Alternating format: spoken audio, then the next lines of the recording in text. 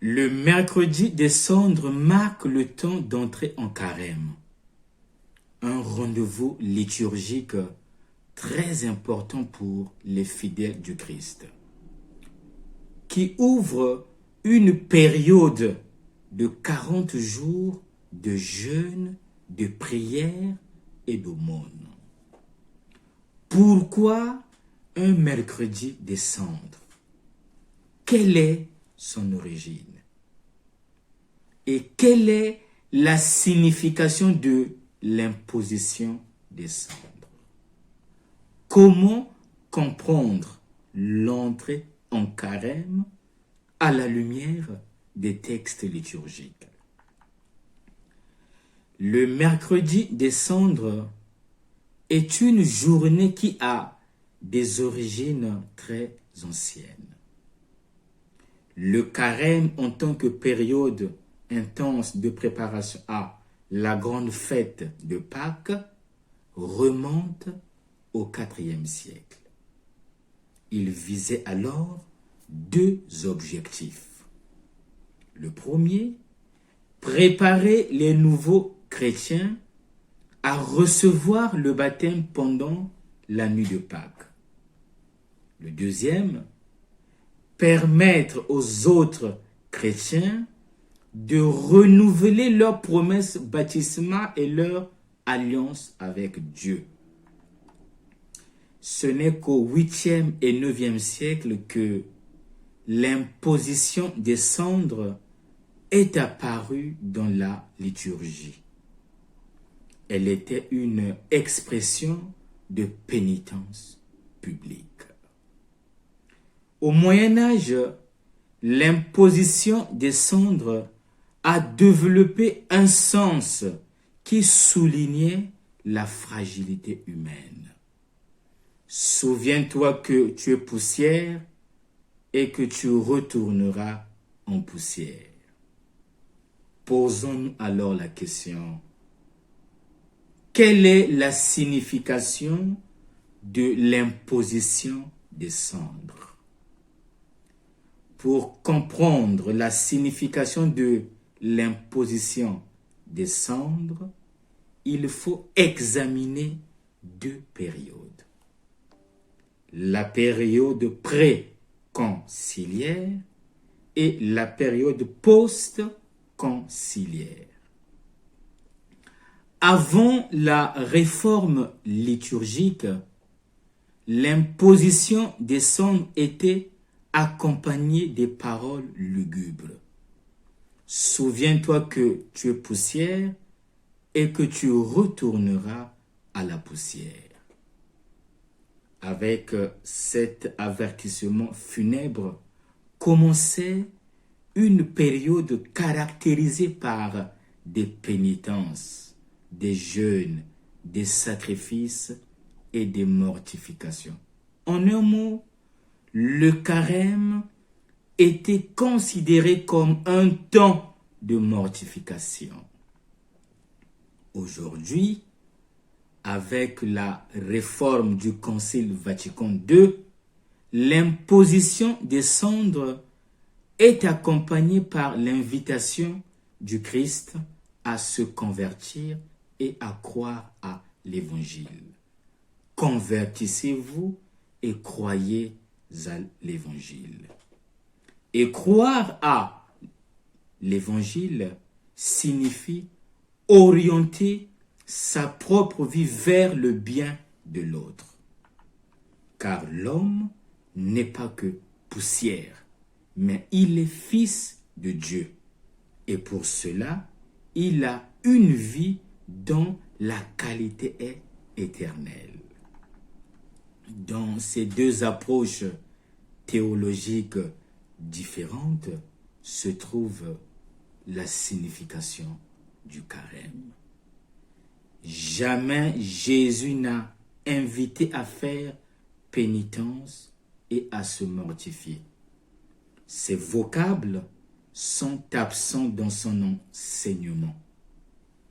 Au contraire, Jésus a dit « Je veux la miséricorde et non les sacrifices ». les sacrifices et les pénitences centrent l'homme sur lui-même. Le carême n'est donc pas un temps de mortification, mais plutôt un temps de vivification.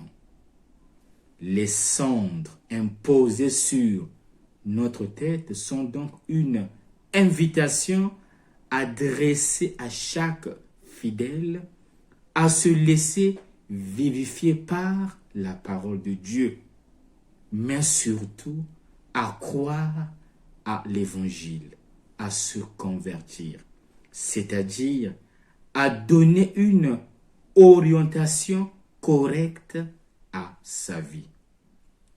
D'ailleurs, c'est ce à quoi nous invitent les lectures de ce jour. Revenez à moi de tout votre cœur, dit le Seigneur à travers le prophète Joël. Si l'auteur sacré nous parle de retour, cela suppose que nous nous sommes éloignés du Seigneur. Que cela peut-il signifier de revenir vers le Seigneur? Revenir à Dieu suppose un exode, une sortie de soi, un changement. Commentant cet extrait du livre de Joël, Saint Bernard nous propose de nous interroger. Examine ce que tu aimes. Examine ce que tu crains. Examine ce qui te réjouit. Car ce sont là, dit-il, les mouvements de l'affectivité. Qu'est-ce qui, dans nos vies, a besoin d'être regardé, ajusté, débarrassé? Le carême n'est pas seulement un temps de retour au Seigneur. C'est aussi un temps de réconciliation, comme nous le rappelle l'apôtre Paul en deuxième lecture. Laissez-vous réconcilier avec Dieu. Du grec katallasène. Ce verbe indique une transformation du rapport entre Dieu et l'homme.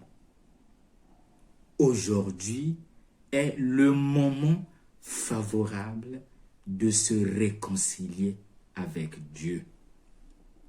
La réconciliation entre nous et Dieu est possible.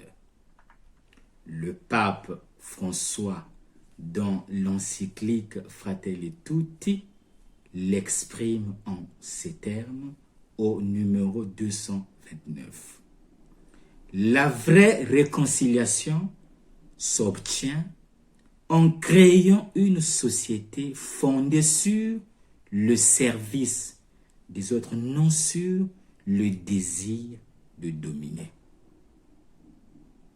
La vraie réconciliation s'obtient en créant une société fondée sur le partage avec les autres, non sur le désir d'accumuler les richesses.